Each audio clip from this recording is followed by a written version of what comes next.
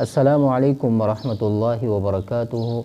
ان شاء الله امید لرم زمونږ دروس به تاسو اورئ، تاسو ته به ان شاء الله دینه ډیر زیات فایده کیږي. نو صفات لازمه متضاده کې مونږ دا ویلو چې 15 جوړې دي، 10 قسمه دي. نو 3 جوړې خو مونږ وویلې، نن به مونږ د الٰه العالمین په فضل سره څلورم جوړه په دې کې وایو. په دې څلورمه جوړه کې چې دی اطباق او انفتاح دی. نو دې دپاره ضروري خبره دا ده چې دې نه مخکې تاسو استعلا والا درس ضرور واورئ، ځکه چې دا هغه سره تعلق ساتي. نو نن به مونږ وایو اطباق په دې دواړو کې، یعنی دا دواړه د یو بل ضد دي که نه، اطباق او انفتاح. دا څلورم نمبر جوړه جوړیږي. اولا دغه خبره یاد ساتئ چې د دې صفاتو تعلق د ژبې منځ د تالو سره د یوځای کېدو او جدا کېدو سره دی. یعنی اطباق کې چې دی یوځای کېږي او دې کې به مونږ ووایو چې جدا کېږي.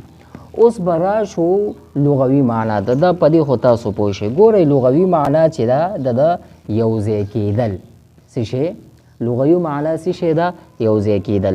او اصطلاحي معنا څه شی ده؟ د ژبې منځ پاس تالو سره یوځای کېدل. یعنی حروف ادا کولو په وخت کې د ژبې او تالو په منځ کې آواز منحصر وي. یعنی ژبه او تالو چې دی د دې په منځ کې آواز ده منحصر وي، یعنی همدغه منځ کې وي. انشاءالله مثالونو سره به تاسو پوه شئ، په دې خو تاسو پوه شئ. اوس به راشو د طریقې ادایګي، یعنی د دې ادا کولو طریقه څه شی ده؟ ګوره د مطبقه حروفو ادا کولو په وخت کې د ژبې منځ پاس تالو سره پیوست کېږي، یعنی داسې یوځای کېږي. او چې د دې وجې نه دا حروف اعلی درجې مفخم ویل کېږي.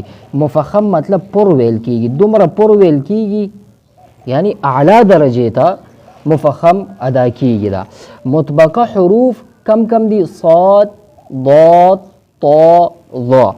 دغه څلور حروف راځي. که دا خیال هم کړي وي دغه حروف چې دی مونږ په صفت استعلا کې هم ویلی وو، خو په هغه کې دا 3 حروف چې دي دلته کم دي. هغه ټوټل 7 حروفو، نو 4 خو مونږ وویې 3 په دې کې نه راځي. اوس دلته ما اهم نوټ لیکلی دی. اهم نوټ څه شی دی؟ یعنی اطباق لره استعلا لازم دی. څه مطلب؟ چې په کم حروفو کې، یعنی په دې کې د اطباق والا حروف د صفت اطباق په دې کې دی، نو دې کې به خامخا استعلا موجود وي. استعلا په دې کې لازم دی.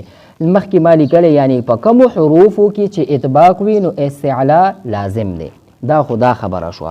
نو مطلب په کومو حروفو کې چې اطباق وي نو استعلا به هم وي. نو څه مطلب؟ ګورئ په دې حروفو کې څه شی دی؟ اطباق دی، صفت اطباق دی. نو په دې 4 حروفو کې به استعلا هم لازم دی، دا به هم وي. مگر استعمال لره یعنی استعلا لره اطباق لازم نه دی. یعنی ګورئ دا خو 7 حروفو که نه، خص، ضغط، قض، دغه وکنه دی 7 حروف له دا لازم نه دی چې په دې کې صفت استعلام وي او اطباق هم وي. دا لازم نه دی ځکه چې په دې کې 4 حروف دي چې په هغه کې اطباق او استعلا دواړه راتلی شي. خو دغه خبره یاد ساتئ چې په کومو حروفو کې صفت استعلا او اطباق راشي نو هغه چې دی اعلی درجې هغه مفخم ویل کېږي. اعلی درجې ته څه مطلب؟ اعلی درجې مفخم ویل کېږي مطلب د خبرې دا ډیر زیات پر ویل کېږي. اوس دا یو مارکر دی، یعنی دومره ډبل نه دی چې د سره بل مارکر شي نو ډیر زیات ډبل شي. نو مطلب دا چې دی اعلی درجې د مفخم ویل کېږي ځکه چې د تالو او د ژبې منځ کې هغه آواز منحصر کېږي، لکه صا صا، خیال هم دی صا صاد. اوس مثالونه مونږ ورکړي. اول به دا 4 حروف دی، وګورئ صاد صاد، صحیح ده.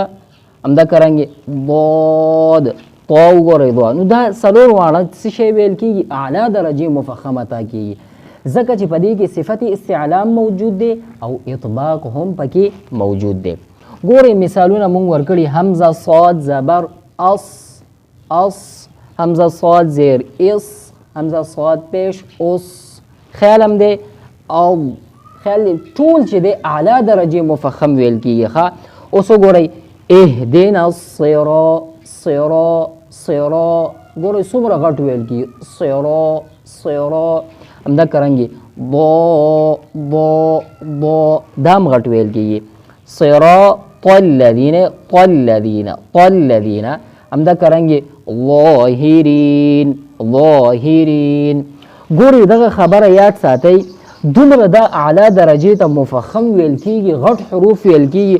ګورئ په دې یعنی صاد دې د لاندې مونږ زیر وایو که نه، یعنی زیر کې خو اکثر وي هغه بیا دومره غټ نه ویل کېږي، خو دا دومره اعلی درجې ته مفخم دي چې مونږ صاد زیر صی دا بیا هم دومره غټ ویل. ګوره صاد زیر صی صی څومره غټ ویل کېږي. همدا کرون ګوره ضاد زیر ضی طا زیر طی ضا زیر ضی. خیال هم دی څومره په دې کې صفت استعلا او اطباق دواړه په دې کې شته. نو مونږ وویلې دا اصل کې وایي لغوي معنا یوځای کېدل او د ژبې منځ چې کله پاس تالو سره یوځای شي، یعنی د دې په حروف چې مونږ کله ادا کوو نو د دې د ژبې او د تالو په منځ کې زمونږ آواز منحصر کېږي. نو دا آواز چې دی زمونږ یعنی دا حرف چې دی بیا اعلی درجې مفخم ادا کېږي، یعنی دومره پر ادا کېږي چې صفت استعلا او اطباق چې کله دواړه یوځای شي. او دغه نور حروف په صفت استعلا کې وګورئ هغه دومره مفخم نه دي، خو دا پکې بیا اعلی درجې ته مفخم ادا کېږي. مفخم مطلب پر ادا کېږي. نو انشاءالله امید لرم په دې مختصر کلاس باندې به تاسو پوه شوي یئ. نو کوشش کوئ چې دغه کاپي کې نوٹ کوئ، بیا هغه نه بعد چې دی بار بار تاسو اورئ، نو انشاءالله تاسو بیا ډېر ښه پوهیږئ. دعاګانو درخواست دی، دعاګانو کې مې یاد ساتئ. السلام علیکم ورحمة الله وبرکاته.